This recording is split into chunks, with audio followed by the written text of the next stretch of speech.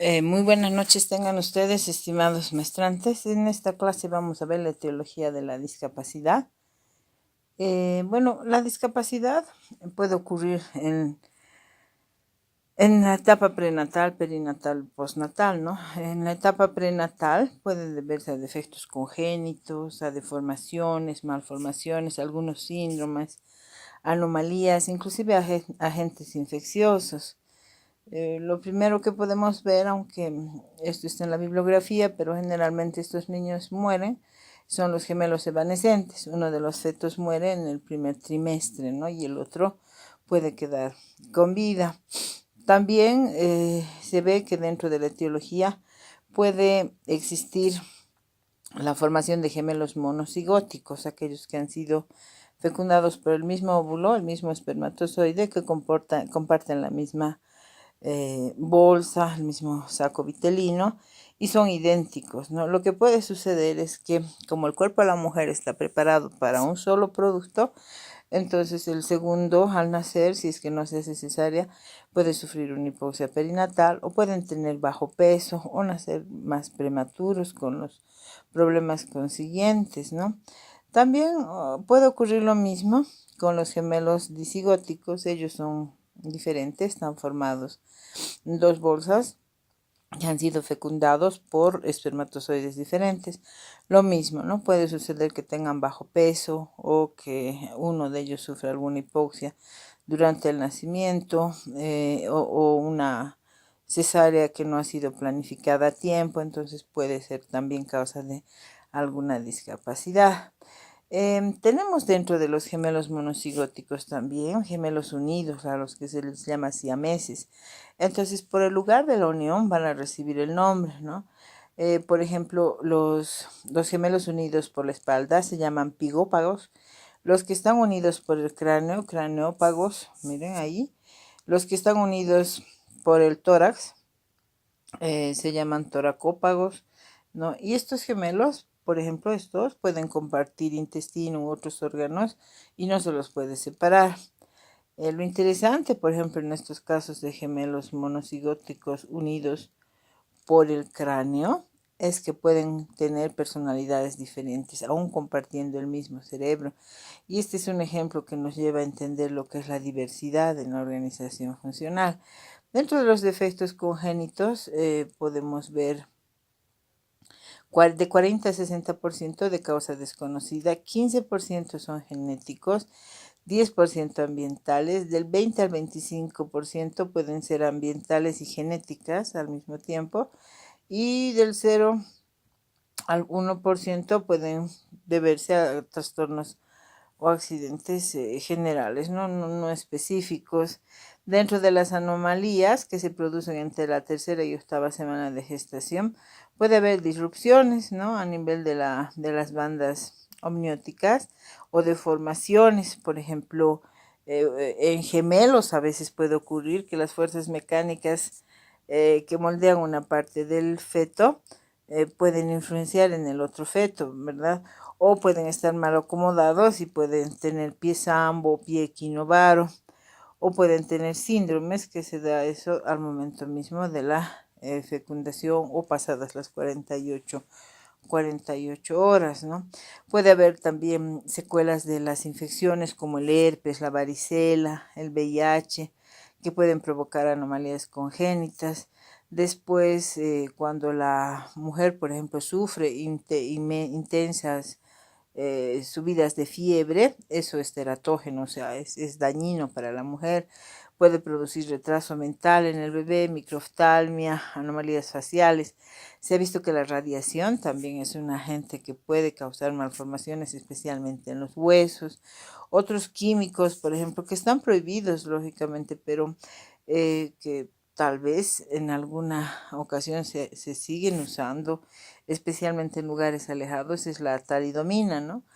Que es una medicina que puede provocar amelia o focomelia, es decir, niños con brazos o sin brazos o con piernas o con brazos cortitos, ¿no? O con piernas bien cortitas o sin piernas o sin brazos. Después los anticonvulsivantes también para las personas con epilepsia pueden producir hendiduras faciales o labio leporino, por eso se necesita el consejo neurológico. Los ansiolíticos, el diazepam, el Valium, se ha visto que pueden incrementar la incidencia del labio leporino y fisura del paladar. La estreptomicina, que ya no se usa, puede provocar sordera, ¿no? Y también la aspirina, por ejemplo, en grandes dosis puede afectar el sistema nervioso central. Y las drogas como la marihuana, el alcohol, el LSD, la cocaína, pueden producir anomalías en extremidades y en el sistema nervioso central. Otro aspecto que puede producir un síndrome es el alcohol, ¿no? Ya está descrito el síndrome fetal alcohólico y tiene retraso mental. La diabetes también puede producir malformaciones congénitas. Los niños nacen muy grandes y pueden presentar alguna vez los miembros superiores unidos. Después la fenilcetonuria también, que es una deficiencia en la enzima de la melanina, puede provocar niños con retraso mental, microcefalia y problemas en el corazón. Las carencias nutricionales, eso hay mucho en Bolivia, por ejemplo, la deficiencia de yodo produce cretinismo, desnutrición materna, bajo peso, los metales pesados pueden causar aborto, retraso en el crecimiento. Y también hay una teratogenia mediada por el varón, o sea, no es solo por la mujer, el consumo de alcohol, de cigarrillo, cuando los hombres están expuestos o trabajan en minas de plomo o han estado expuestas a radiación, ¿verdad? Pueden provocar abortos espontáneos, bajo peso al nacer, defectos congénitos y también el riesgo de tener hijos con defectos en las extremidades y el síndrome de Down también tiene mayor incidencia cuando es más avanzada la edad del padre. También puede haber craneosinostosis, es decir, que las suturas del cráneo se cierran antes, ¿no? O hernias, por ejemplo, como esta, hernias cerebrales, que son el meningocele. Esta es la craneosinostosis, fíjense, aquí se cierran las suturas del cráneo antes, ¿no? Y de acuerdo al lugar donde se cierren, si se cierran a un costado, en la sutura coronal, ¿verdad? Puede presionar el cerebro y producir retardo mental grave, ¿verdad? O epilepsia, esa puede ser otra causa. El enanismo, que generalmente no causa retraso mental, pero es una discapacidad. Hasta subir al trufi, al minibús, ya la persona presenta una discapacidad porque el entorno no está hecho para ellos, ¿no? Eh, no siempre está asociado al retardo mental, pero sí hay problemas a nivel motor porque los problemas están en los huesos largos. El cráneo es grande, los dedos son cortos y el problema es que hay una curvatura también espinal acentuada. Miren, aquí hay otras deformaciones de las extremidades. Por ejemplo, la focomelia, lo que les decía es que falta un miembro, la amelia, falta la ausencia completa del miembro, la polidactilia, muchos dedos, la sindactilia, cuando no se forman los dedos, el pie sambo o equinovaro, es un piecito que se va a un costado, malformaciones también en las vértebras, ¿no? La espina bífida, quística, puede ocasionar retraso mental, ¿no? Y los síndromes. Se dice que hay como 1000 síndromes, ¿no? El más conocido es el síndrome de Down, que puede ser de 3 tipos, ¿no? Puede ser la trisomía en el par 21, puede ser la traslocación, o sea, un bracito del cromosoma se va al par 18 o al 12, o puede ser el mosaicismo. La primera división todo normal y en la segunda división un cromosoma extra se va al par 21. Entonces hay células normales, células trisómicas normales y trisómicas, ¿no? El síndrome de Down nos va a dar una triada que es anomalías genéticas, nos va a dar malformaciones a nivel orgánico y discapacidad intelectual.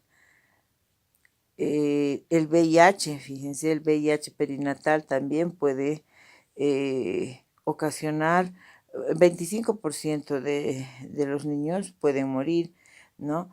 Pero también se puede prevenir con una cesárea, pero también se han visto casos de que en la leche se puede transmitir esto.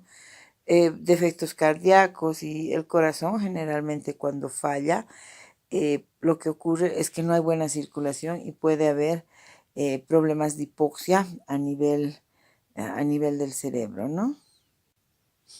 Continuando con la etiología de la discapacidad, también podemos encontrar anomalías en el aparato respiratorio y esto generalmente puede suceder en niños que nacen antes del noveno mes o de las 36 semanas.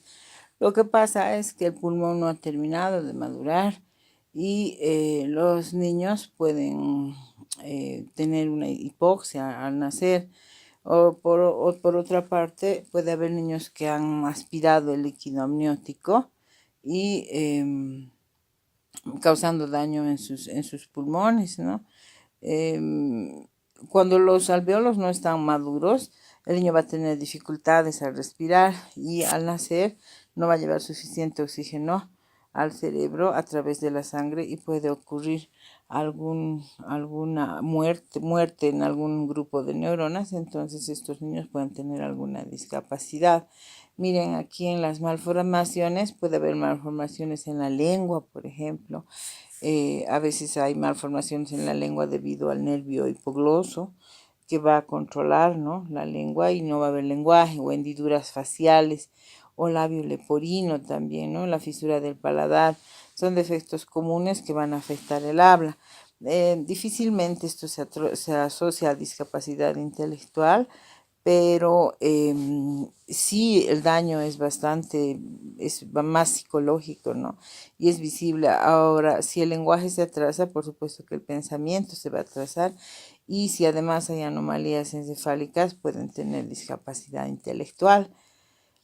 Problemas de oído, por ejemplo, cuando no se forma el pabellón del oído. La ausencia del pabellón del oído va a ocasionar ciertos niveles de sordera. También hay la sordera congénita, que puede ser central, puede ser externa, digamos, central o neurosensorial a nivel del cerebro. Entonces, también esto se puede dar por problemas de diabetes, hipotiroidismo e inclusive la toxoplasmosis, ¿no? Después, ahí está la toxoplasmosis, es un agente infeccioso en realidad, es ocasionado por un parásito llamado toxoplasma. Entonces, si la mujer está embarazada y contrae la toxoplasmosis, hay un riesgo de 40% de que transmita la infección al feto. Dependiendo, si pasa el cuarto mes, la gravedad no es tanta, ¿no? Pero si es antes del tercer mes, puede haber hasta muerte en el bebé. También puede provocar aborto espontáneo o muerte del feto, ¿no? Otros agentes infecciosos, por ejemplo, la rubiola congénita. La rubiola básicamente ya está eliminada en nuestro país, pero de pronto hay brotes, ¿no? Entonces, se calcula que en los 2 primeros meses el 60% de los bebés puede sufrir alteraciones, ¿no? Después, durante el tercer mes, entre un 30 y 35% puede desarrollar sordera o cardiopatía. Y en el cuarto mes ya un 10% puede producir un solo defecto, ¿no? Se ha visto que también que a partir de la 20ª semana puede producir sordera. La sífilis es otra infección de transmisión sexual grave causada por una bacteria. Eh, Aunque la mujer se encuentre embarazada, el daño es menor si hace el tratamiento, ¿verdad? Porque si no, la enfermedad, si no es tratada, puede dañar el corazón, el cerebro y otros órganos. Otros agentes infecciosos son las radiaciones, por ejemplo, la exposición a altos niveles de radiación. Los ejemplos más claros son Hiroshima, Nagasaki, Chernobyl, donde ha habido exposición impresionante a radiación. Se ha visto que se han alterado por deformaciones óseas, como ven en la foto del niñito. Ahora, una radiografía, por ejemplo, de dientes no va a ocasionar nada, ¿no? Se necesitarían 166 radiografías de tórax, además, para que exista un riesgo en el bebé, o 34 exposiciones, pero de todas formas hay que tomar precauciones, ¿no? Este es el citomegalovirus. Esto la madre no presenta síntomas, ¿sí? Y si el niño sobrevive, puede tener una meningoencefalitis y ocasionar un retraso mental grave. Esta es una infección viral muy común que suele observarse en niños pequeñitos, ¿no? Es nociva, o sea, cuando se presenta a los niños pequeños no es nociva, no causa muchos síntomas, pero cuando la mujer embarazada la contrae, entonces va a llevar a incapacidades bastante serias, inclusive a la muerte. La talidomina que les decía, que se recetaba a las mujeres que se casaban con los aliados, ha producido daños, básicamente deformidades en los ojos, labio leporino, daños en el riñón y lo que es más conocido, la amelia, o sea, no se formaban los miembros o los brazos o las piernas, o la focomelia se desarrollaban muy poquito, ¿no? Se ha visto también que los anticonvulsivantes, cuando la mujer tiene epilepsia, puede ocasionar anomalías craniofaciales. Los antiansiolíticos, los tranquilizantes pueden incrementar hasta cuatro veces más el riesgo del labio leporino, ¿no? La estreptomicina, ya les decía, puede provocar sordera, las tetraciclinas, anomalías en los huesos, en los dientes, y mujeres que consumen anfetaminas también pueden provocar labio leporino en sus hijitos, ¿no? Inclusive, miren, la aspirina, el paracetamol pueden incrementar eh, cierre prematuro puede provocar problemas respiratorios, niños con un 15% más de niños con eh, impulsividad, excesivo movimiento, y este es el síndrome fetal alcohólico, ¿no? El niño que nace de una madre alcohólica presenta el síndrome de abstinencia, bajo peso al nacer, ahí está todo el cuadro, pero también presenta epilepsia y discapacidad intelectual. El problema es que el alcohol pasa la barrera placentaria y el feto no puede eliminar el alcohol, entonces dura más en su cuerpito, ¿no? Por eso se recomiendan hábitos saludables durante el embarazo. Otros agentes, por ejemplo, la marihuana, las anfetaminas, pueden producir que el bebé también nazca con síndrome de abstinencia.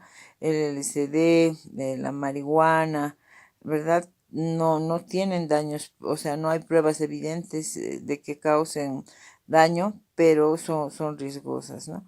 El tabaco nos va a dar niños prematuros, que como son prematuros son indefensos y pueden tener hipoxia. La cocaína también, el bajo peso, después pueden desarrollar discapacidad intelectual y algunas veces parálisis cerebral. Se ha visto que tienen sus cráneos también más chiquititos, lo que significa que el cerebro puede ser más pequeño.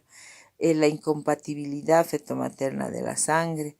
Cuando la mamá es RH negativo, tiene que hacerse un control y hay una vacuna que puede prevenir eso, ¿no? Entonces todo eso es control de los médicos. La diabetes, o sea, son decisiones que las madres tienen que tomar. Aquellas mamás que tienen diabetes y son insulino dependientes pueden provocar aborto espontáneo, ¿no? O defectos congénitos o heredar la diabetes. Entonces, y el niño va a nacer y va a tener que inyectarse. Entonces, son decisiones que tienen que tomar con los médicos.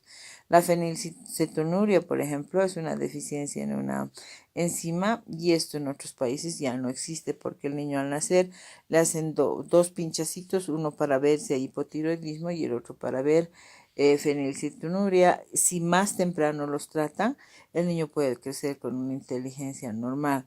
Cuando hay carencia de nutrientes a nivel de vitaminas, por ejemplo, puede haber anomalías o cretinismo endémico. Por ejemplo, la carencia de yodo en nuestro país puede provocar también cretinismo o niños con discapacidad intelectual. Los metales pesados van a causar malformaciones en los huesos. Dentro de esas serán las causas prenatales, ¿no? Dentro de las causas perinatales están básicamente la hipoxia. Durante el parto mismo, el parto prematuro, puede ser traumatismos durante el parto, infecciones también bacterianas pueden causar problemas en el niño, fallas en el sistema respiratorio, cardíaco. Ahora hay una diferencia entre hipoxia y anoxia, ¿no? La hipoxia es cuando hay poca ingestión de de oxígeno, ¿no? Y anoxia es cuando no llega oxígeno. Entonces hay áreas en el cerebro que pueden morir provocando parálisis cerebral. También durante el nacimiento o después del nacimiento, los golpes, las infecciones, ya cuando el niño nace pasa la etapa prenatal, la etapa perinatal. Durante los 2 primeros años se ha visto que pueden aparecer tumores, quistes, generalmente accidentes, golpes, infecciones y otras enfermedades que pueden provocar discapacidad, ¿no?